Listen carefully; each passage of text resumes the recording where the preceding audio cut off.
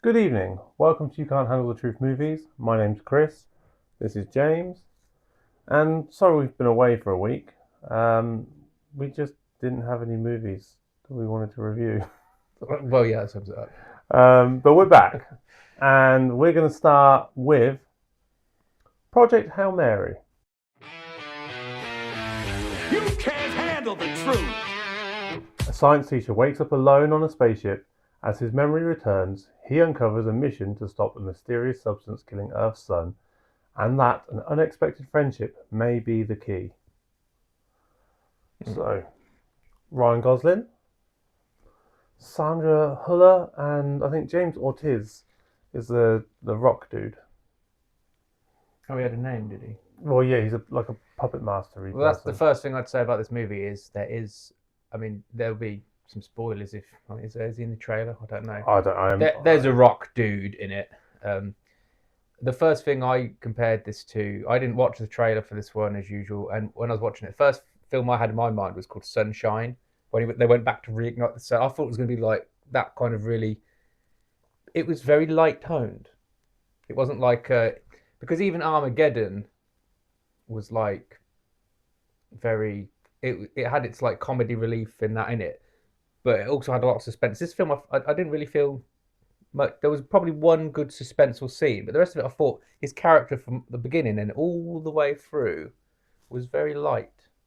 Which I'm not saying is a bad thing, just not. I wasn't expecting it. I thought it was You were supposed to do darker and more like thrillery, more suspenseful, less comedy, a lot less comedy. I didn't realize he was going to be talking to a rock for most of the film. Like, and I think you're going to hate me saying this, but I thought the interaction between him and the rock was like detracting from what could have been a great film, because it reminded me of the way I would have done it better is with, do you remember Interstellar that had TARS? yeah. And he had one scene where he got to carry and he had some interactions and he added a spice to the movie, he added some seasoning to the movie. I felt they kind of just thought with this one, we're just going to have so much of it about these buddy cop Rock and Ryan. But I kind of did like their interactions. I just thought it was so focused in on them two. The actual epicness of the scale of the movie kind of got underplayed a little bit. I didn't feel much suspense. More of a comedy.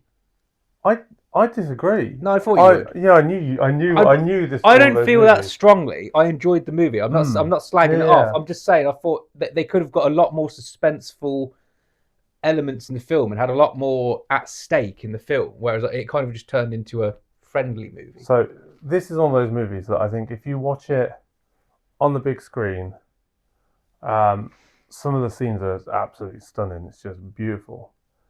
And I think that when you have it on like IMAX or a big screen like that, the suspenseful scenes seem a lot more suspenseful because you're kind of like sucked into it. I say this is one of those films you really need to see big to really get the feel for it. Really like and that's one of those things. I'm so glad that I did that. I was waiting for a long time. I was like, am I going to watch it at home? I'm going to like, it's not, no one's giving it to me. Fine, I'll go and watch it. And I was really glad that I sat down and watched it properly. Some of the effects and stuff, it was really just big. It was just amazing to watch.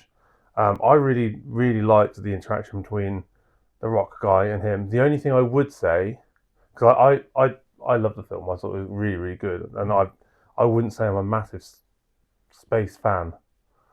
I didn't realize. I am a massive space fan. Yeah, I didn't even realize that till this week. But yes, no. When you said to do the top five, I was like, I don't really like any, and then I was looking at them, and I was like, that's a really good movie. Yeah, we'll be doing a top five, and that's what kind of I started thinking about the films, and that's the one thing I love about these space movies is the sheer amount of epicness you can put into them and get away with it because you're in space, it's limitless. Yeah, the only thing I would say is that obviously when he's got the fuel and he's going back, and then he realizes that the stuff's escaping and it's going to eat his fuel lines. And what was it? What the threat in it was like just like a ray of ET bacteria. Yeah, it wasn't great. I mean, they did go into quite a lot of detail explaining it in the lab and stuff, but it didn't. What? Basically, what was it? It fed. It was feeding off the sun. Off the sun, yeah. and that's why they met up, because they were both trying. They're both trying to, because all the stars that were infected. It was like a virus that was spreading. Yeah, I like that. But... And they found the one place that it wasn't, and they wanted to know why. And then they found that bacteria that was eating it. And then they're like, well, it only doesn't work with this because of like the nitrogen and stuff like that. And then they had to make their own. But obviously, when you evolve something and they don't have the equipment to really test it and all that stuff thoroughly. So then when he was heading back home, it was escaping, and obviously it's eating basically their fuel cells. So he was like, his mate's gonna die. And I know they did that because obviously he was scared to leave, and he wasn't really the hero character right at the start. But like, this is the thing, when he was like, yeah, I'm gonna go back and save him, they could have stopped the film there. That could have been the ending. Because definitely, go back, save him, you're a hero, brilliant. But you didn't need that whole end bit afterwards. He found the problem, he knew how to fix it, go and solve it. Send that little message to the people at home saying, here's what you've got, you can create your own farm, you can save your son. I've got another job to do now. And it would have been fine. I did think that end bit where he's kind of... I was just going to say, did you like the last scene? The very last scene. How did the payoff of the closing screen? The school children. Yeah, well, rocks. Yeah. Yeah, that's what I mean. It didn't need that. He could have been on their planet and in a bubble thing and fixing his spaceship. I know it's See, dude, but I thought it was cheesy. But I also thought that's the kind of thing you can't, like I was just saying a minute ago, that you can get away with these films. Because if you're going to explore space, then you might as well explore it and go there. Because you're not going to get an opportunity to in any other film. Yeah. But it was a little cheesy. The end bit, it just made the film, I think, a little bit too long. Because it's like 2.5 hours long. It was long. Yeah.